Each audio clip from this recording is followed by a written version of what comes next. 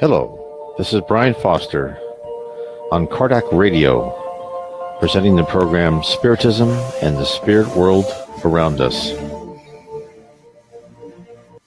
Hello, on April 1st, 2018, Easter Sunday. What a pleasure it is to bring this program to you on this Easter Sunday for Spiritism. And again, we are on Kardec Radio Facebook page. You can listen to us on Kardec Radio on the app that you can get on your Android or your Apple phone, or you can listen to us here on Kardec Radio Facebook.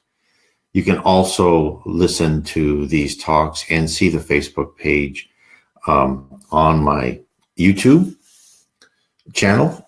You can go to my website, nwspiritism.com. You can see on the right-hand side, this is the YouTube channel. You can see all of our Facebook pages.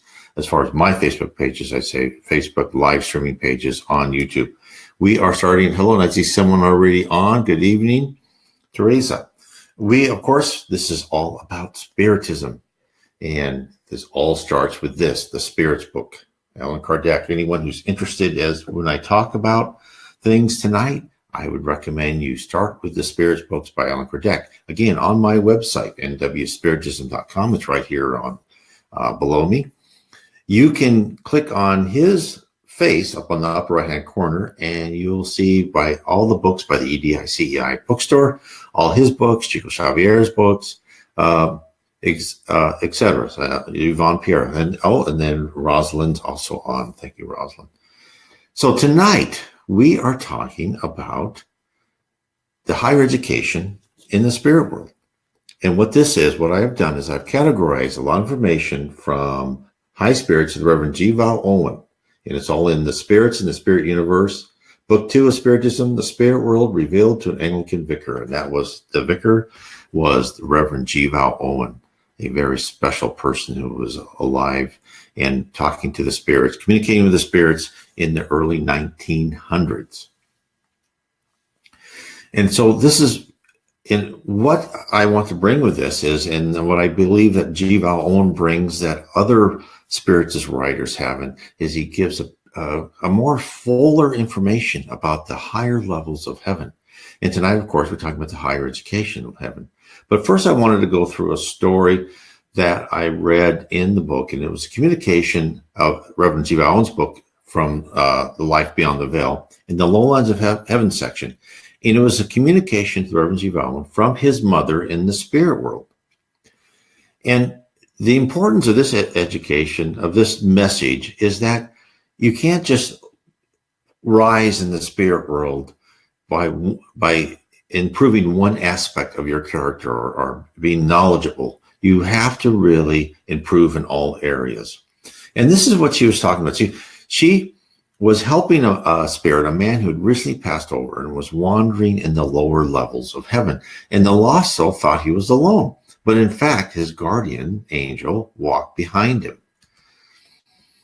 So following on his journey, the guardian angel knew the man possessed good traits and strived for the light, but he had certain hardness of heart, which precluded him from fully seeing all the aspects of heaven. And as the man approached a small celestial colony, one of the spirits came over to him to see if he could be of help to the soul, with a perplexed look on his face. And as a kind assistant walked towards the lost man, the man's guardian sent him, through mental telepathy, that's how spirits work, facts about who was the wanderer he was approaching. And in the message to G. Vale Owen from his mother, the spirit who started the conversation, we'll call him A, and then the wandering spirit, they called him B. And so the spirit who met him, because he was told about him, he was in the celestial colony, he was told about him, and he saw this wandering saint, and he goes up to him and goes, "You seem to be not very familiar with this region. Can I help you in any way?" And the wandering lost soul says, "I don't think so, although it's kind of you to offer so." And then the spirit says, "Now, look, your difficulty is one which we might deal with here, but not so thoroughly as we would like to." And the man answered, "I'm afraid you don't know what that difficulty is." And the guy said, "Well, partly I think you are perplexed because you have not met any of your friends here and wonder why." And the lost soul said, that is so, certainly." And then he answered, "But they have met you, And then the man said, well, I have not seen them. I have been wondering where I could find them. It seems strange. I've always thought that our friends were very first to meet us when we passed over, and I cannot understand it all. And then the guy said, but they did meet you. Because I didn't see anyone I knew. Well, that is quite correct. They met you, and you did not know them, would not know them. And the man answered, I don't understand. So the kind spirit said this, what I mean is this, when you came over here, you were immediately taken charge of by your friends, but your heart, good in some respects and even enlightened, was hard and blindly obstinate in others. And this is the reason you did not recognize their presence. Then the guy said, well, what's wrong with me then? Everybody I meet is kind and happy, and yet I don't seem to be able to join any party or to find my own proper place. What is wrong with me? And the kind spirit says, the first thing you must learn is that your opinions may not be correct. I will tell you one which is at fault. To begin with, this world is not as you are trying to imagine it, a place where people are all that is good or all that is evil. They are as much as they are on earth. Another thing is this, your wife, who came over here some years ago, is in a higher sphere than the one in which you will be placed when you have at length got the correct perspective of things. She was not mentally your equal in earth life and is not so now, but you are on a lower plane than she is on general lines in all things considered. That is the second thing you have to accept, and accept ex animo, which means you accept it now. You do not accept it as I can see by your face. You will have to do before you can advance. When you have done so, then you will probably be able to communicate with her. At present, that is not possible. So, when the kind spirit told the lost soul that he must accept the fact that he is on a lower plane than his wife, and he must take that deep into his heart, he presented to all of us one of the eternal truth of ascending into heaven. It is not entirely how smart, how clever, how quick you are that counts. It is also your capacity for empathy, kindness, service towards others, and in other words, the amount of love you possess in your heart. True love, love which transcends family ties, race, class, or prejudices of any type. You must cultivate your emotional and intellectual talents equally. Now, I know this is, amazing to people. When I was younger, to me, I was just completely intellectual, and I tried to be as rational as possible and not improve my emotional wisdom at all. But that was wrong. Higher spirits combine the two. When one is predominant over the other, then the next life may emphasize the development of the weaker attribute, whereas the man in question, who is intellectually gifted, may be directed to live his next life in humble surroundings, so he may learn to increase his spiritual quotient. Lessons may be put before him to teach the need for faith and love. So as spirits travel through one stage after the next, they are expected to successfully pass courses to learn new skills. In the lower level, the Reverend Vale Owen's mother spoke about her and a group of spirits learning to use their minds to create a statue of an elephant. At first they tried, they failed miserably. She also mentioned different colleges, one to examine the effect of colors, another to create new music and sounds, which would be processed in the spheres above and then sent back down to inspire humans. In higher levels, not merely inanimate objects may be created, but life as well, all by thought. The spirit Zabdiel, who told Vale Owen that each sphere had its system of small colonies or towns, which first welcomed new arrivals from the lower spheres, and then would feed those spirits to larger centers as their skills increased. A lot like the world we live in, right? You go in smaller colleges, satellite colleges, and you finally go to a higher and higher college. The Zabdiel provides us with the need to balance our focus in our development. When Zabdiel was on a watchtower in the upper regions of the 10th level heavens, he learned about a colony in the lower area of the 10th sphere. He was curious about the small settlement. And so this shows you how we need to be well-rounded. To him, it seemed well organized and somewhat different from the other settlements in the area. He asked his guide on the watchtower about the colony and was told that some spirits who have reached the 10th level have experienced difficulty in that they have not yet progressed in all of the heavenly sciences as they should have. Zabdiel then explained more in detail the Reverend Vale Owen. This is what he said. There are some who progress evenly in all the faculties, which are theirs, but others do not develop all their faculties equally along their way of progress. These, nonetheless, are very highly developed spirits and come to the 10th sphere in due course. But they had developed their neglected powers in the same proportion as others. They would have arrived here much earlier. Moreover, arrived here, they are just at such an altitude that what served in the spheres behind them will serve no more in the future. They must henceforth become more equalized in their faculties and so of more equal balance. The problem which gave rise to the establishment of that settlement was no other than this. And they were abide doing their work of help to others and self-training the while. You may wonder wherein the difficulty. If you do so wonder, that is by reason of a much more complex perfection of the conditions here prevailing that is in the case with you. This is all a quote by Sabdial.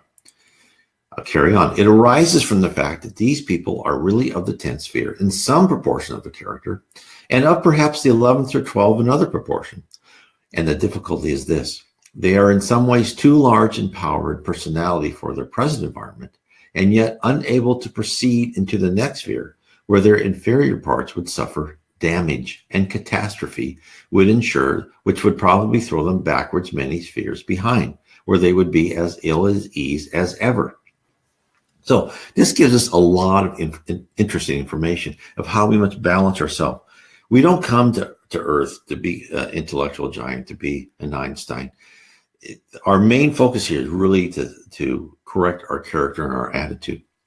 So Zabdal goes on to tell Vale Owen that the colony works by spirits who are superior in one area help those who are deficient in the same subject, whereas those receiving help may be at an advanced level in another that their teacher or other spirits require. So the colony organizes itself to provide each with what is needed. And what else could we expect of a group of spirits who are altruistic and trained to be supportive of each other? This is the genius of God's system. By allowing free will, the freedom to take our time to advance, God created a system of each individual retaining their singularity while ensuring overall goodness in each. Well, on Earth, every supposed method of promoting goodness or sameness resulted in concentration camps and mass murders, right? Because these fascist or communist dictators wanted, they just eliminated the people who are different. Whereas in the spirit world, we are completely trained and risen, and it's all by our free will. It's all done by ourselves and motivating by ourselves by seeing what is ahead of us. And in the spirit world, life is sacred, free will is sacred, and is not to be violated. So I thought that would be very interesting. I want to make sure people understand the well-roundedness we need to be when we are a high spirit. Now, I also want to tell something about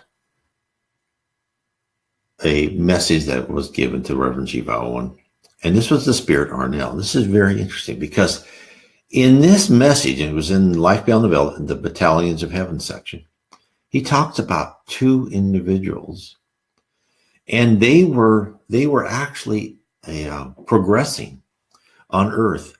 And Arnell says this. He says that they were progressing Earth before Atlantis and Lemuria rose to power, and that they were two young individuals who stood out from the primitive tribesmen of their day. And when they passed away to the other side, their excellence was recognized, and they were trained for eons until they knew enough to lead the destiny of another planet. And what Arnell is describing is the ceremony that sent off this pair of spirits delivered to the Reverend Vale Owen from the Spirit Arnell. And of course, this ceremony took place on the 10th level of heaven in the temple that touched the border of the 11th sphere of heaven. But first, let me go back. So we had hints of Atlantis and Lemuria. In fact, there's like a note in the book On the Way to the Light. And there's also been hints that the whole human race, because we had advanced technologically much higher than our moral and spiritual behavior, that the whole human race was saying, okay, no, we're going back. We're going to take your technology away and get to restart again. It's like a whole class. It's like a whole class misbehaved, and they said, oh, sorry, you're going to have to start this whole year over again. You were not doing very well. This is what's happened multiple times And according to other people, they said it's happened more than 2 or 3 times. So interesting. There's a lot of our history we don't know. And so this was extremely exciting to read about 2 humans who were actually ascending, probably why we were still a primitive planet, even before Atlantis and Lemuria rose to power. Who knows how many thousands of years that was. So first, Arnell described the throng of onlookers present at the ceremony to send off the 2 leaders. So this was, I don't know what, in what year this was according to the Earth time, but Arnell was describing this in the early 1900s. This could have been beforehand or whatever. But of course, think about how long it took for those 2 people who were there in primitive state. Probably I've heard from Edgar Casey, right? He says Atlantis was starting around 50,000 years ago. So they were probably before that, maybe 100,000 years ago. This kind of shows you the length of time it takes for some people to really rise. It's a long process. So don't be discouraged. Just take our time. So he's describing the ceremony, and he said that the group is there to send off the 2 leaders on a mission on a primitive planet, as Earth was before we were a planet of atonement. And he said the multitude was like the cells of a body, for they're all in harmony with each other. And as the people stood ready, a cloud appeared overhead.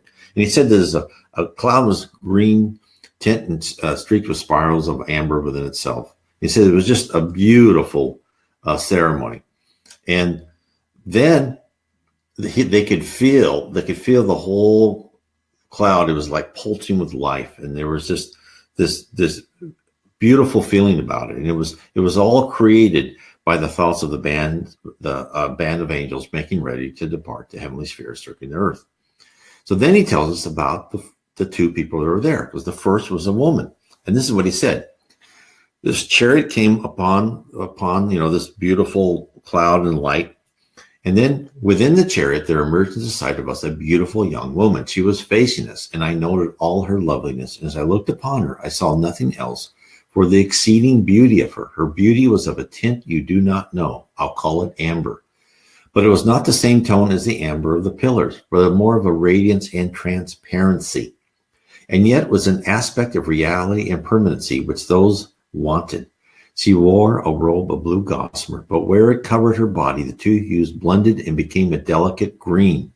On her arms were bands of purple metal. She wore upon her hair a small cap of deep red, with a thin band of white and gold, and her hair was brown with a sheen of orange upon it, as if it was touched by a ray of the sun at setting time. And her eyes were deep purple and blue.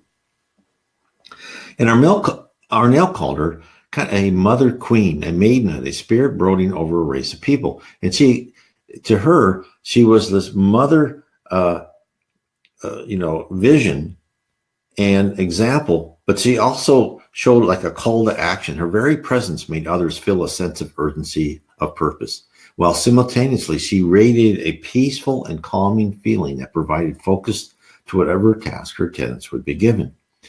The aura she possessed is only possible by thousands of years of experience, training, dedication.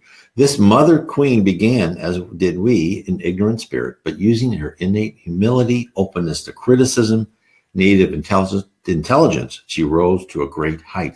Her ability to always combine love, wisdom, and kindness placed her as a natural choice to guide the evolution of intelligent life on a primitive planet. After her came a young man into the hall. And this is what he said about him. He was the woman in masculine duplicate. One was the complement and counterpart of the other. In only one thing did he seem dissimilar. His robe was of slightly ruddier tint. I did not notice aught else of moment to mark one from the other. Even sex was expressed rather in spirit than bodily. I'll bet in form she was emphatically woman and he man. So imagine, just think about them. Imagine the feelings of Christopher Columbus, Leif Erikson, or Zhang He as they took off for unknown lands, whereas they would encounter new territories, new people, new vegetation. Our 2 spirits would take part in husbanding a new race on a planet in the early stages of evolution.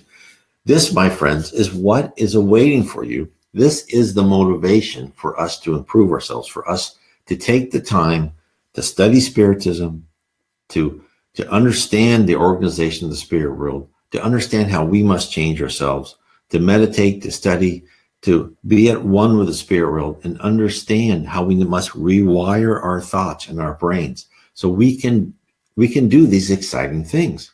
Now, Arnell then describes kind of in more detail what they were expected to do. This is what he said.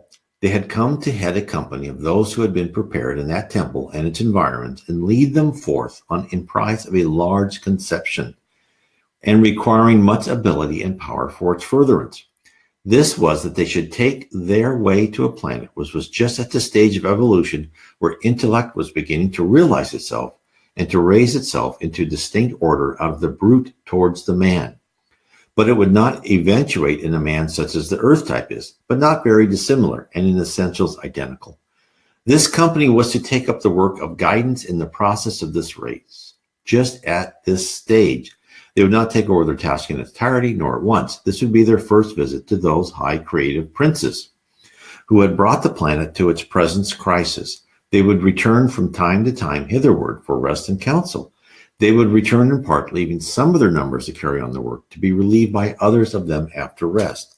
And so gradually the affairs of that planet would be gathered up entirely into their hands. And the while, in this sphere and some other spheres, other bands supplementary are being trained to join them when the time shall be that the race is expanding and evolving to what stage shall require more numerous guardians and rectors at the helm of that ship, as it sails the broad spaces of the heavens on its way from mist to substance and to living creatures and to intelligence. And as I will say for you on earth, from aminality through human sort to Godhead.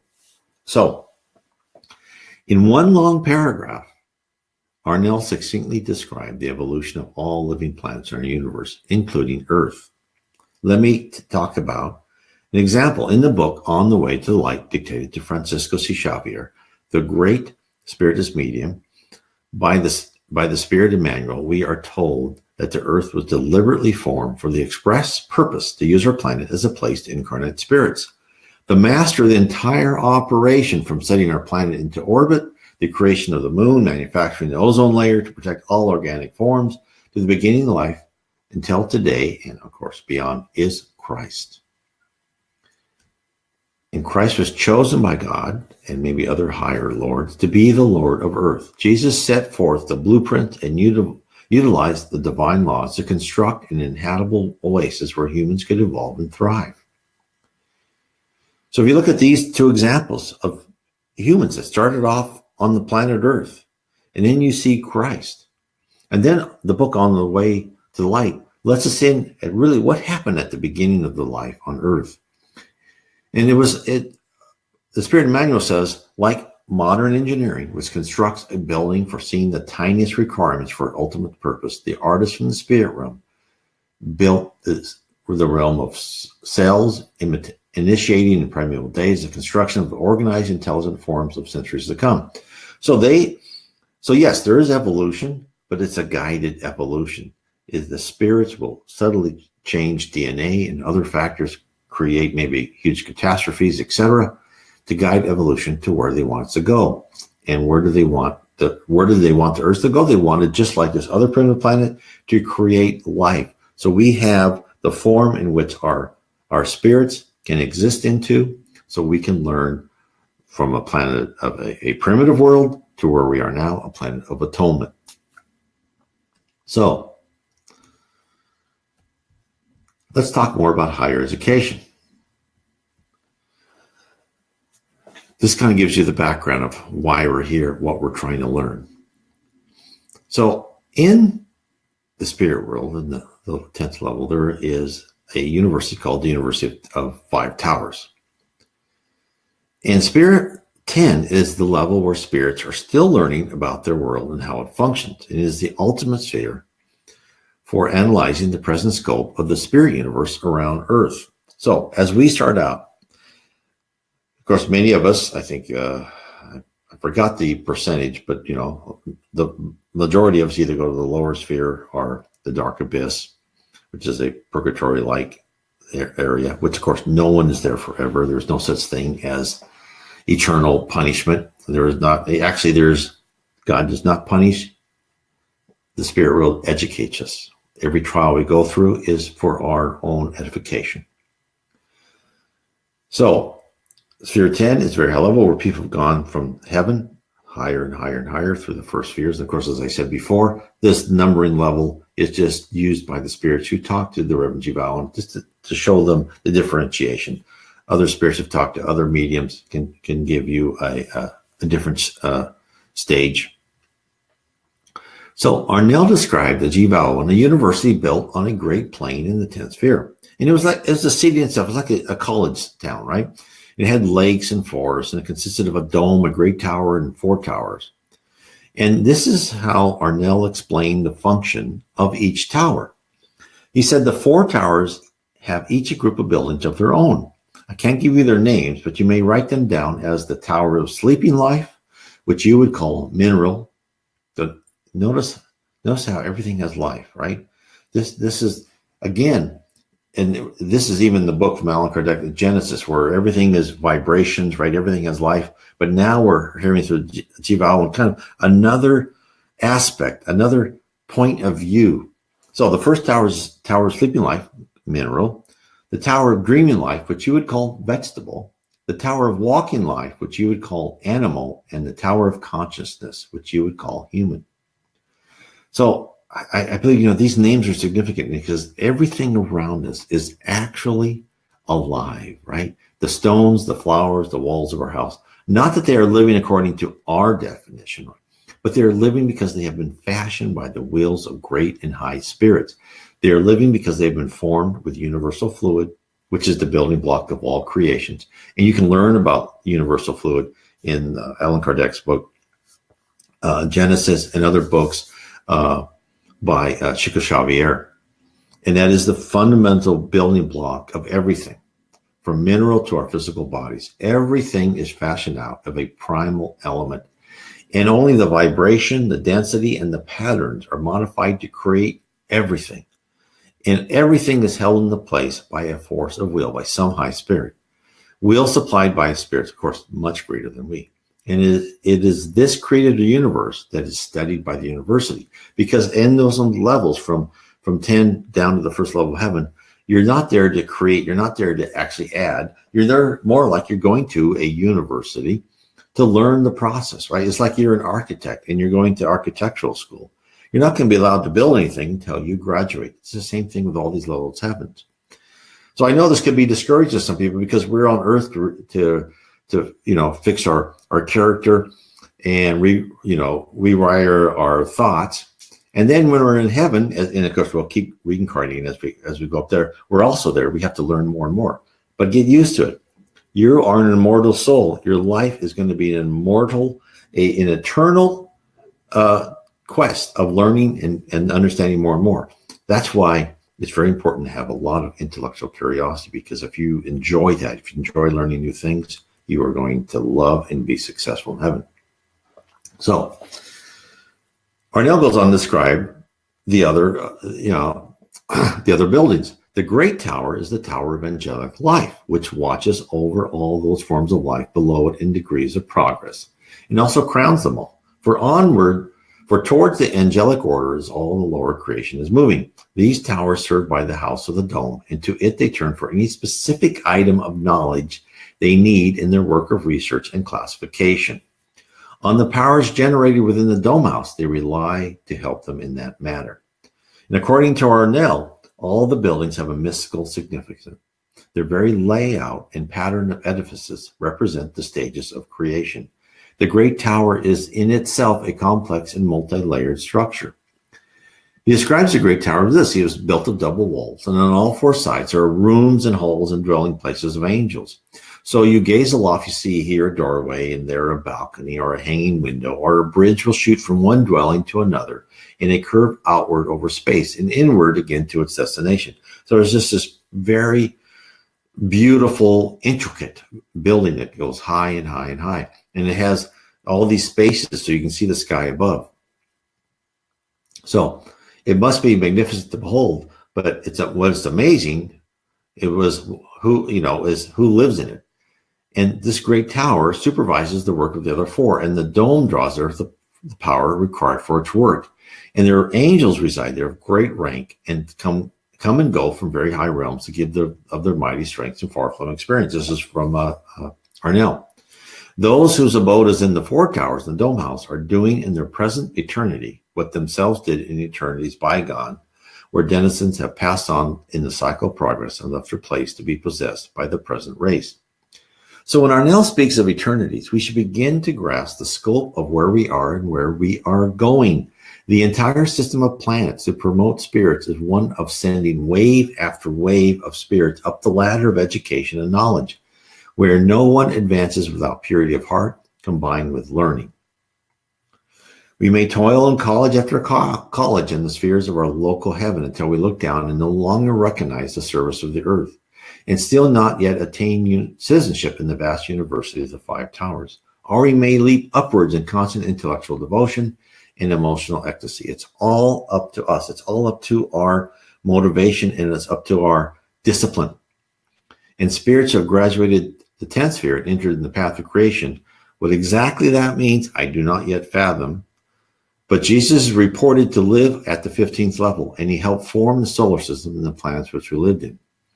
And those wise and learned spirits come back to help those who are still striving to improve themselves. Such altruistic behavior should come as no surprise, for their very desire to be of service is what helped them achieve their angelic status. Immortality gives us the opportunity to engage in whatever intellectual pursuit we find most interesting. Physical death is nothing except a re-entry back into a universe of infinite variation. Each life is but one of the sequences of advancement. Use it to shape your character, remove your pride and selfishness, and prepare yourself for great opportunities. Now, so that is interesting. So let me take a quick break here so because I'm talking for a half an hour. So I'm hoping what this does is to really expose, and this is a gift. So this is what Spiritism has done. So remember what Allan Kardec told us in the Spirits book is that the first revelation is Moses, and that first revelation is one where, and if you look at the Old Testament, is they talk to the people at the time throughout the whole thousands of years as the Old Testament was gathered in the manner that they needed to, right? They kind of give directives. You will do this, you will do that, and if not, you're going to be punished. A lot of it, the Old Testament sounds cruel to us, right? And if you've seen other, things, but that was the type of people that they had to talk to at the time. Then the New Testament came, and then Christ gave us the concept of love and the kingdom of heaven and forgiveness. But not all was opened up, right? They still talked about some things. We'd say, well, we should love everyone. And an example, let's say a marriage between a man and woman, that was, they've talked about that a lot in the New Testament. Now, then comes the third revelation, which was created, codified, I should say, by Allan Kardec. And how was that revelation created? What he did, he became interested in talking to spirits. He was not a medium himself, but he was at medium meetings. So he created a list of 1,019 questions, and he sent those questions to mediums throughout Europe. And unless he got the same or similar answer, he did not codify them in his book, the Spirits book. Now, I said before, you can get this on the EDICI website or Amazon.com. You can also put in Allan Kardec's name and put in PDF, and you'll find all his books in PDF form. That's how I found them. And then in this third revelation, they tell us more. And why did they tell us more? Why are they telling us more and changing their approach? Because the human race is technologically, socially, and culturally ready to hear these extra messages. And unlike, what I like to do is have people is to learn is that the information coming from the spirit world is dynamic, and it may change and it will tell us more and more as we progress. So what was told Allan Kardec, then if you start reading what it was told G. Vale Owen, or told Divaldo Franco, or Chico Xavier, there's more and more being revealed all the time. That is because we are able to process it. So this is what the spirit world is telling us. We will always be getting more and new information. It's not like, okay, I would like to caution people, and of course, if you don't believe that, that's fine, is that it's not like the Old or New Testament is the Word of God and that is it. No, it's that we will be told more and more as we advance and we're able to process information. As an example, in the Spirits book, right? They asked, what is marriage? And what did the Spirits book, what was the answer by the Spirits? Between two spirits. They didn't say a man and a woman. They said between two spirits. And they said, okay, does the spirit always come back as a man or a woman? They said, no, it comes back as they choose, or as the circumstances warrant it.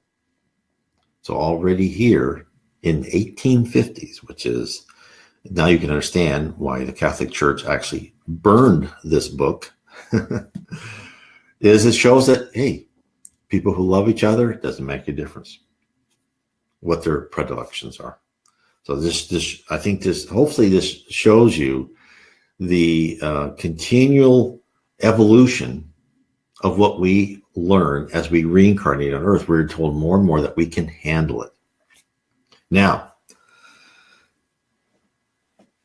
the other thing is I want to go into, on March 11th, 1918, is Arnell started talking about the creative hierarchies. And he was talking about, okay, how does creation work? And to me, this was an amazing part of the book. And this is what he said.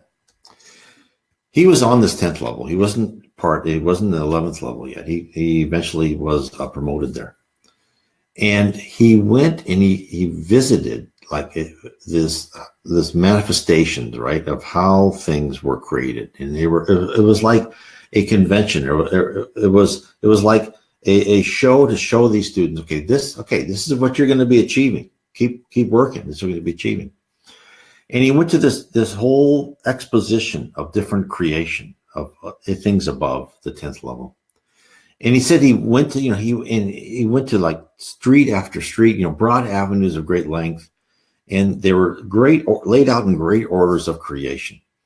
But they weren't that dissimilar from one to the other. They were divisions, but they were in themselves departments, and they were blending from one to the other. And as they walked down, they were struck by the fact that certain principles in all the creation were observed by all the creative princes loyally. And what he said is these principles were essentially the same, whether they applied to mineral or vegetable or animal life. So what was that principle? This is what's interesting. The principle is the theme of the spiral. So what's a spiral, right? It goes like this. That's a spiral, or like this. And this was the central theme. And this is his quote. When we went down one avenue, how worlds were made. On the left hand as we went, we saw how the thought of God, vibrating and pulsing outward, became by degrees of denser element until it issued in what you would call ether. So here we consider ether to be very delicate and almost not there. But it just shows you how it started with the thought of God became denser just to be ether.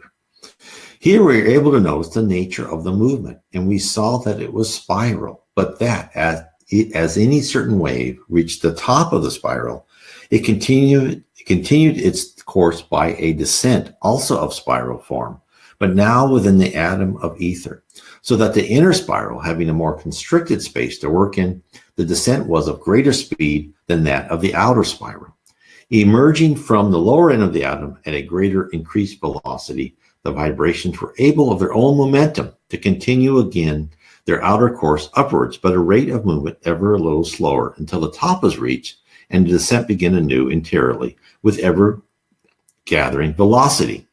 These atoms were not round, nor were they true oval, but by reason of the ceaseless movement within themselves, elliptic. The motive of power of their self-contained motion was a gravitational pressure exerted from without. And if we could have chased it to its source, I think we would have found that the dynamo from which proceeded was the mind of God. You will note that I used the word top and bottom, up and down, for convenience only. There is no top or bottom to an atom of ether. So here we have, via a spiral elliptical motion with different speeds of rotation around within a tiny building block, Arnell saw the power of God. And what was the source of the gravitational pressure to maintain the spinning of the element? Was it God, or was it the thought or will of a high spirit? It could be that one of the methods of how high creative spirits mold and keep in place of their momentous creations. And there are many questions one could ask to dive deeper into what Arnell saw. But we should realize we won't be spoon-fed scientific breakthroughs. That's our task, to discern the secrets of our natural laws. So, can we compare what was told to G. Vale Owen, what we know today?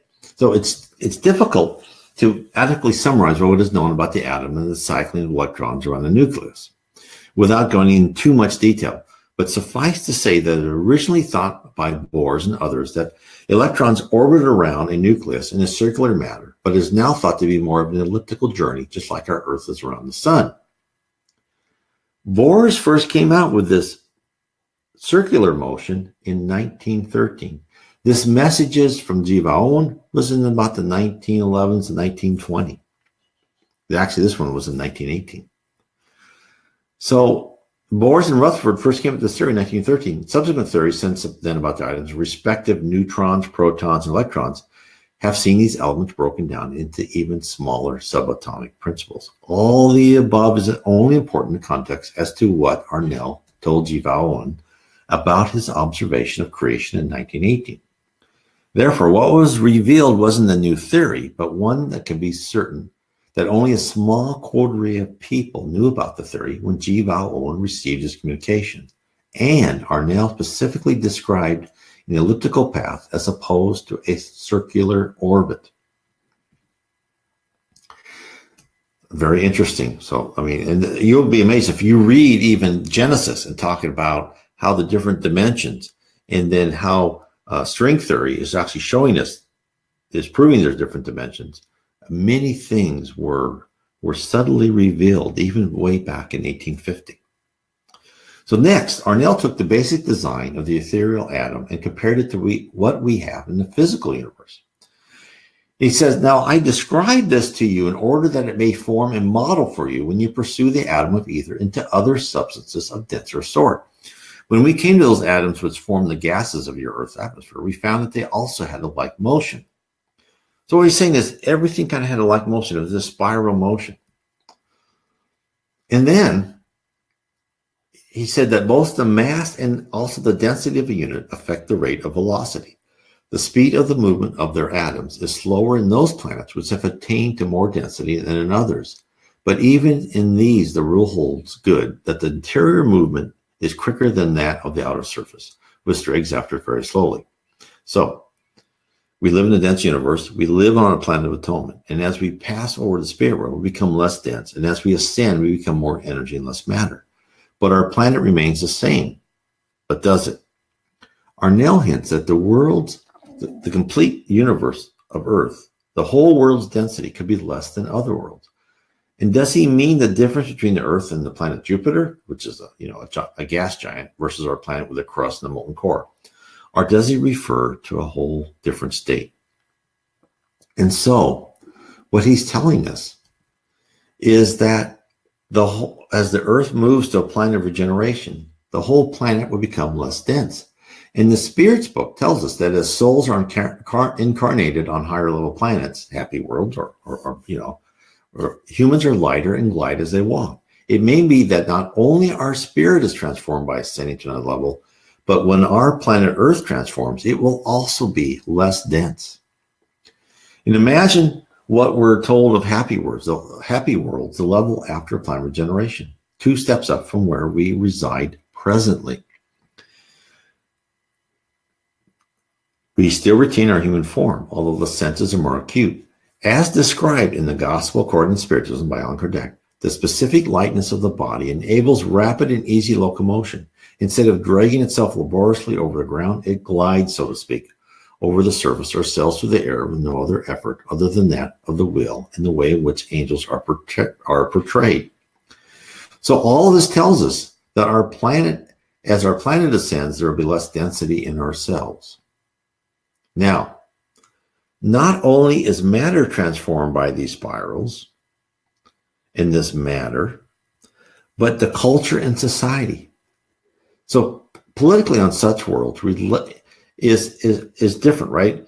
And so this is what he so even as the history of our world is, notice that we go through spirals, right? I talked about at the start of this talk about is Lemuria, Atlantis, where people rose up, went down. But the spiral made is that each time something was destroyed, it wasn't went back to where it started. It was created with a more firm foundation. So then Arnell described what he found when he was able to learn about the beginnings of the spirit universe. So this is what he said. We found that the great lords of creation began their work farther back than the etheric atom and nearer the origin of all. Still, those who deal with the etheric evolution and onward are very great and ancient lord. We therefore went forward to study these vibrations of thought power, where they were more retarded by the density of the material in which they were moved. And we found that one of the most difficult tasks we students had ahead of us was to think and to will in the proper way. For to deal with matter creatively, the first thing to master is to think in spirals. I cannot further explain this to you, but it is the most difficult habit to achieve, to think spirally. So what do we know today? The Big Bang Theory postulates that everything in our universe can be traced back to a single point, a point of an extremely high energy density, which is comparable to what Arnell said. And this is what he said. They were retarded by the density of the material in which they moved. So did the great lords of creation use that homogeneous material to create all other matter of the universe? From the description given by Arnell, it seems that they did.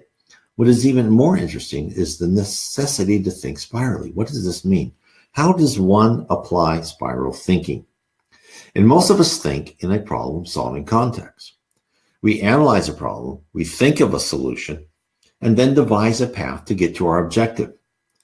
But to understand spiral thinking, it may be helpful to consider software. So when applications aren't an end to itself, software applications are a process, a procedure to get what you want or where you wish to go. Software starts out with defects, but over time, the defects are repaired and the entire process flows more smoothly and more efficiently. Over time, it's called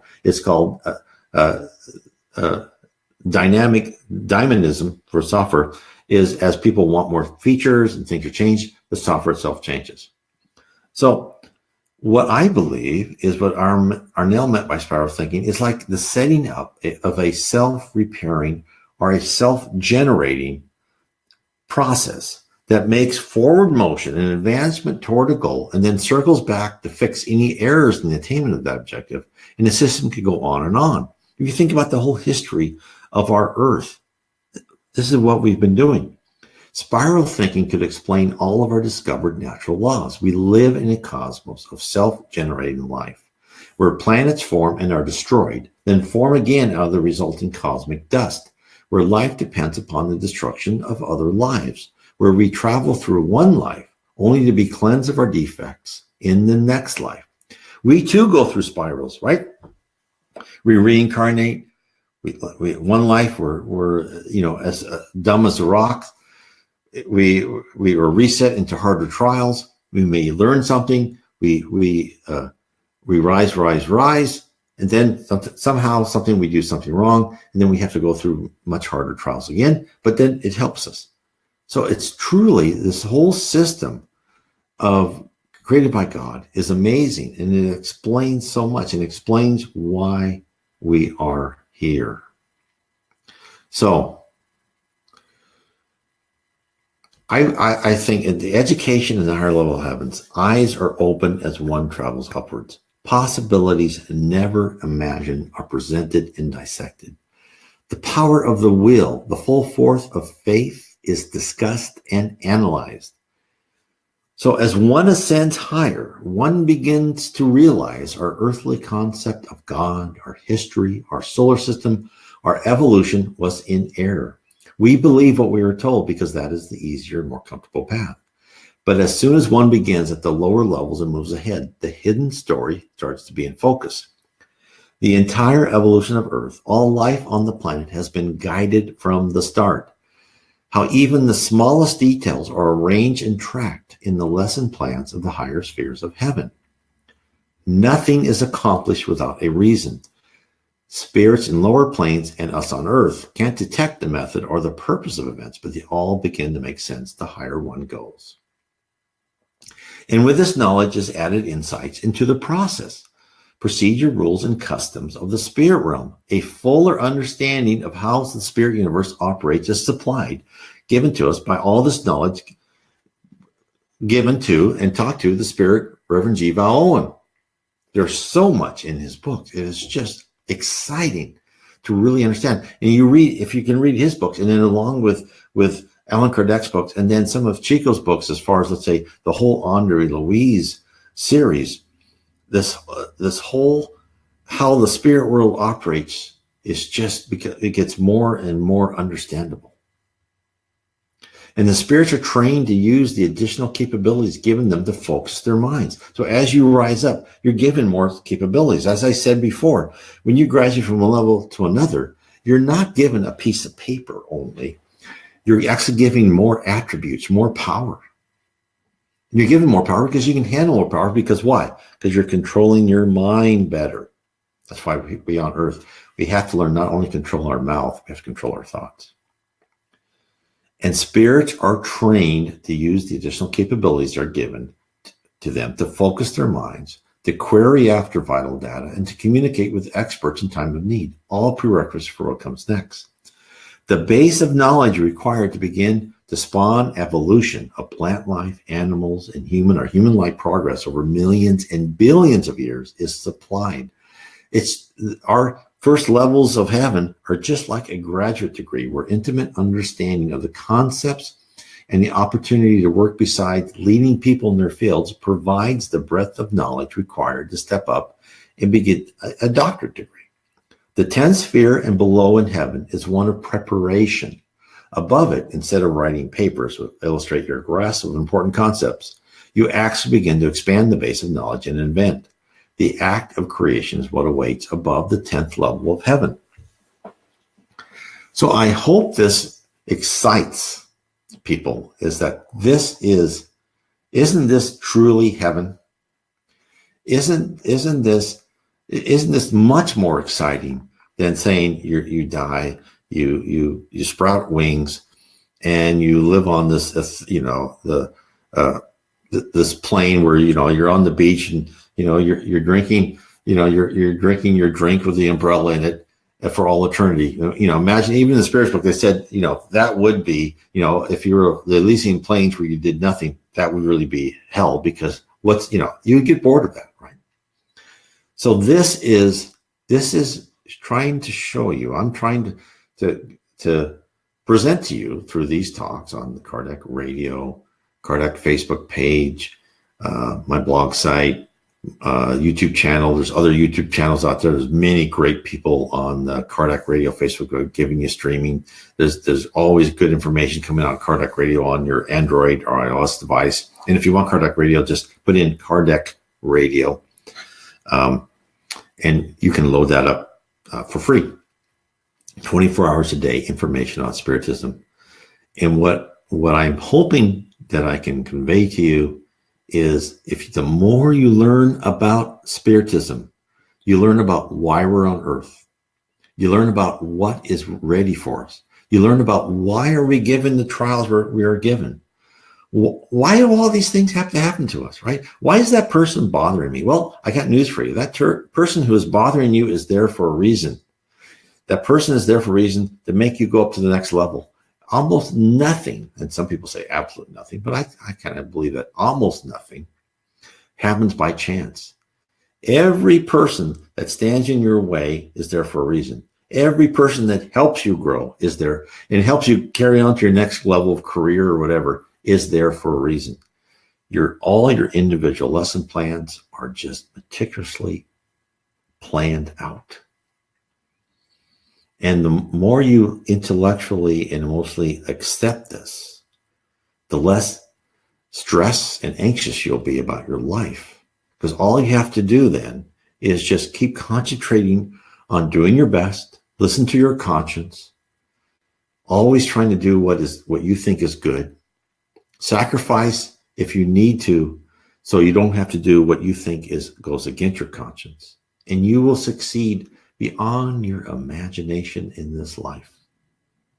So I hope everyone enjoyed this talk today. I know I have, especially on this Easter Sunday. It's so exciting to give more information to people and to to present what the Reverend G. Vale Owen did.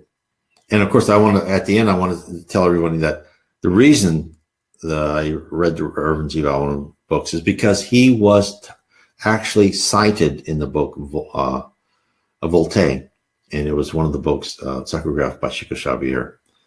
And so, if you want to see that yes, he is part of the Spiritist pantheon of wonderful people that brought the concept of Spiritism to us on earth so that we can learn and improve ourselves. So I want to give everyone many blessings. I want to give everybody out there who said hi, hello for everyone. Thank you for watching the program. Please share this with your friends. Tell your friends to join Kardec Radio Facebook page. Download Kardec Radio on your Android or iOS device. Get on NW Spiritism, join the YouTube channel. Every time I do one of these, this will also be there because, eventually these all kind of disappear from the Facebook site, but you can always see any of my talks on my YouTube channels. I upload everything. So I want to tell everybody that thank you so much for a wonderful time here. And it's just exciting that that we can get together and be on this wonderful Easter day. And now I'll put our end credits on. And Carlos, thank you. And as he said, yep, Christ has died for ours sins. Thank you. And to point you in a direction to find more information about the spirit world around us, you can visit my blog at www.nwspiritism.com. Again, that is www.nw as in Northwest Spiritism.com. And if you are ever in the Northwest, I certainly would welcome to have you come to our meeting on Bainbridge Island near Seattle in the state of Washington. Many blessings to all of you, and please continue to explore Spiritism and the spirit world